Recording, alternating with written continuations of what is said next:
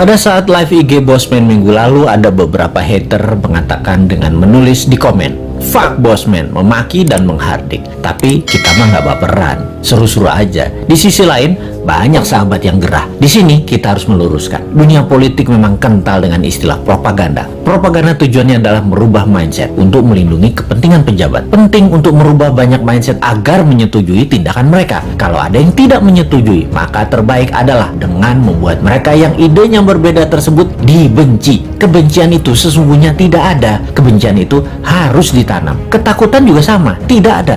Ketakutan itu harus ditanam. Itulah senjata buzzer, kebencian dan membuat ketakutan.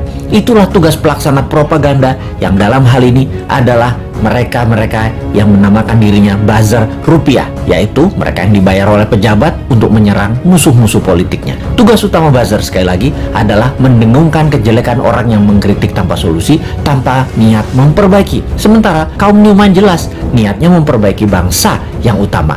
Gayanya nyeleneh, tujuannya untuk mendapat perhatian. Sekali lagi, nyeleneh, lucu, koplak, tajam kalimatnya, tujuannya satu, agar dapat perhatian. Tapi kalau mental pejabatnya tipis, ketakutan, insecure karena jabatannya takut hilang, telinga tipis, emosi tak bisa jaga dan tidak dewasa, kritik segar bersolusi dikirimkan para Newminder, bikin hidup pejabat gelisah dan sengsara. Makanya panik mereka, ditugaskanlah pasukan buzzer yang jumlahnya 20 ribuan untuk menjadi pelindungnya. Begitulah kalau pejabat terdiri dari orang-orang yang tidak beriman, berlindungnya pakai buzzer, bukan pada Allah. Menanamkan kebencian itu program mematikan lawan politik. Ada sih sebenarnya dalam buku putih propaganda yang banyak diajarkan di akademi-akademi militer. Newman itu sering mengkritik, namun selalu memberikan solusi. Lalu kesannya anti pemerintahan secara keseluruhan, padahal hanya anti pada dua orang pejabat doang. Karena dikesankan Newman saat ini anti pemerintah, maka Newman harus dipudarkan.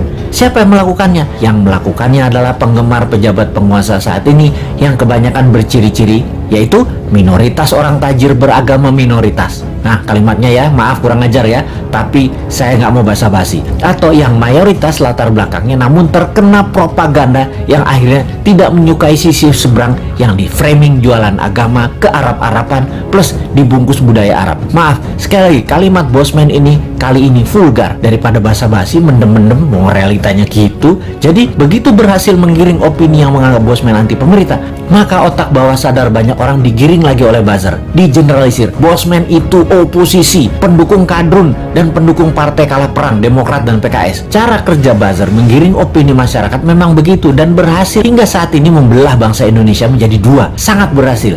Namun efeknya sekali lagi membuat bangsa ini terus aja banyak konflik. Kalau Bosman mengajak diskusi yang beda pemahaman bernegara, tidak membuat belah negara ini jadi dua. Old mind, new mind, tidak membelah rakyat di bawah, tetapi menjelaskan adanya otot pengetahuan lain atau muscle knowledge yang itu akan menambah dewasa banyak pihak. Sehubungan dengan old mind versus new mind dalam konsep bernegara, Bosman mengatakan berkali-kali, new mind adalah siapa saja yang menganut MMT ekonominya, nasionalis patriotis, tidak tergantung asing bernegaranya, pro-life, mendukung sustainability lingkungan dan membuat Indonesia menjadi negara superpower di ulang tahun kemerdekaan Indonesia yang ke-100 yaitu tahun 2045. Mereka adalah para new minder. Fenomena ini, incumbent dan oposisi, keduanya pernah menjabat 20 tahun terakhir. Terbukti tidak membawa Indonesia menjadi negara superpower. Makanya new mind bertanya, 24 tahun ke depan masih mau sama mereka lagi pola pikir dan pola tindaknya, atau mau main baru pakai bernegaranya ala new mind? Inilah demokrasi. Kalau kalah new mind, legowo juga, nggak muring-muring, ngacak-ngacak, demo-demo,